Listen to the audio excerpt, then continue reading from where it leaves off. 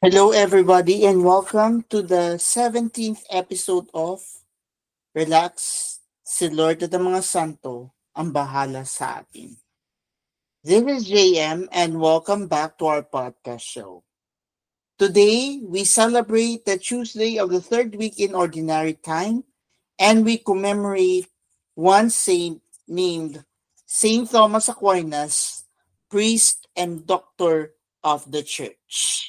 Kaya sa mga taga-University of Santo Tomas, happy fiesta po sa inyo. At nawa po ay gabayan kayo ni Santo Tomas Aquinas sa inyong fiesta ngayong araw na ito. Today, we commemorate again Saint Thomas Aquinas, priest and doctor of the Church. Our first reading for today is taken from the letter of St. Paul to the Hebrews, chapter 10, verses 1 to 10. Again, our first reading is taken from the letter of St. Paul to the Hebrews, chapter 10, verses 1 to 10. A proclamation from the letter of St. Paul to the Hebrews. Brothers and sisters, since the law has only a shadow of the good things to come, and not the very image of them, it can never make perfect those who come to worship by the same sacrifices that they offer continually each year. Otherwise, would not the sacrifices have ceased to be offered, since the worshippers, once cleansed, would no longer have any consciousness of sin? But in those sacrifices, there is only a yearly remembrance of sins. For it is impossible that the blood of bulls and goats take away sins. For this reason, when he came into the world, he said, "Sacrifice and offering you did not desire, but a body you prepared for me. In holocausts and sin offerings you took no delight." Then I said, "As is written of me in the scroll, behold, I come to do your will, O God." First he says, sacrifices and offerings, burnt offerings, and sin offerings, you neither desired nor delighted in. These are offered according to the law. Then he says, "Behold, I come to do your will." He takes away the first to establish the second. By this will, we have been consecrated through the offering of the body of Jesus Christ once for all. The word of the Lord. Thanks be to God. Our response to the responsorial psalm for today is, "Here am I, Lord, I come to do your will." Please repeat, "Here am I, Lord, I come to do your will." I have waited for the Lord, and he stooped toward me, and he put a new song into my mouth, a hymn to our God. Response, "Here am I, Lord, I come to do your will." Sacrifice or oblation you wish not, but ears open to obedience you gave me.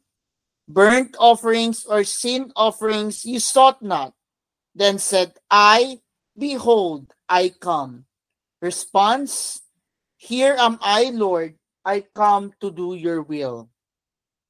I announce your justice in the vast assembly. I did not restrain my lips, as you, O Lord, know. Response, "Here am I, Lord, I come to do your will."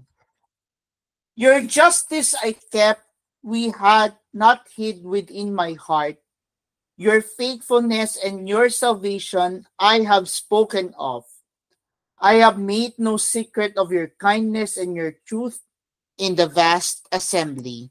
Response, here am I, Lord, I come to do your will. Alleluia, alleluia. Blessed are you, Father, Lord of heaven and earth. You have revealed to little ones the mysteries of the kingdom. Alleluia, alleluia.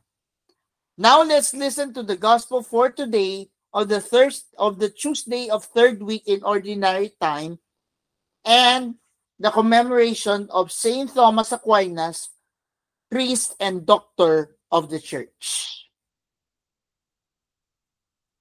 Our gospel for today is taken from the Gospel of St. Mark, chapter 3, verses 31 to 35. Again, our gospel for today is taken from the Gospel of St. Mark, chapter 3, verses 31 to 35. The Lord be with you and with your spirit. A proclamation from the Holy Gospel according to St. Mark. Glory to you, O Lord. The mother of Jesus and his brothers arrived at the house. Standing outside, they sent word to Jesus and called him. A crowd seated around him told him, your mother and your brothers and your sisters are waiting outside asking for you. But he said to them in reply, who are my mother and my brothers? And looking around at those seated in the circle, he said, here are my mother and my brothers. For whoever does the will of God is my brother and sister and mother. My dear friends, my fellow relaxers, this is the good news of our salvation. Praise to you, Lord Jesus Christ. Now let's listen to the reflection for today, January 28, 2025. In Filipino. Sino ang ating kapamilya? Kung minsan, di natin nalalusak ang kalinga at pagtanggap ng pamilya sa ating kadugo. Tanong ni Jesus, sino ang aking ina at mga kapatid? At pagtingin niya sa mga nakaupo sa paligid niya, ay kanyang sinabi, narito ang aking ina at mga kapatid. Kapatid kong lalaki at kapatid na babae at ina rin ang sumusunod sa kalooban ng Diyos. Matuturing ba akong kapatid ni Jesus? Lagi ba akong sumusunod sa kalooban ng Diyos? Hindi tinanggap ng kanyang kamag-anak at kababayan si Jesus, ngunit hindi ito naging hadlang sa kanyang pagtuturo. Sa halip, tinuring niya ang mga nakinig sa kanya bilang kapamilya. Minsan, mas matatanggap tayo ng ating mga kapanalig kaysa ng ating mga kadugo. Kaya't, mahalaga na ibahagi natin ang ating pananampalataya sa ating pamilya upang hindi lamang tayo magkadugo, kundi maging tunay na magkakapatid sa pananampalataya. Before we end our program, let us take a look first at the life of Saint Thomas Aquinas, our saint for today. Thomas Aquinas was born into nobility in Aquino, Italy in 1225. At an early age, he began his studies under the Benedictines at Monte Cassino. Later, when he informed his family that he wanted to become a Dominican, they were very resistant, and for 2 years, they tried to change his mind. His brother even hired a prostitute to tempt him, but in vain. In the seminary, he was nicknamed the Dumb Ox because of his silent ways and huge size, but he was a brilliant student. He saw deeply into the essence of the truth and stated in such a way that the church is still benefiting from his writings. He also composed beautiful Eucharistic hymns, including O Salutaris, Tantum Ergo, and Pange Lingua. After a personal encounter with Christ, Thomas suddenly stopped working on his great work, the Summa Theologiae. When asked why, he said, I cannot go on because all that I have written seems to me like so much too compared with what I have seen and what has been revealed to me. Thomas is one of the greatest and most influential theologians of all time. He died in 1274 and was canonized by Pope John the 22nd, on July 18, 1323. Pope Pius V proclaimed him a doctor of the Church on April 15, 1567. He is called the Angelic Doctor because his devotion to the holy angels and his profound writings have contributed to our understanding of them, and because he is a witness of angelic purity and personal holiness. We now pray in the name of the Father, and of the Son, and of the Holy Spirit. Amen. Salamat, Panginoong Yesus, sa pagtanggap ninyo sa mga nakikinig sa inyong turo bilang pamilya. Naway maging instrumento kami na akayin ang mga taong makikinig sa inyo.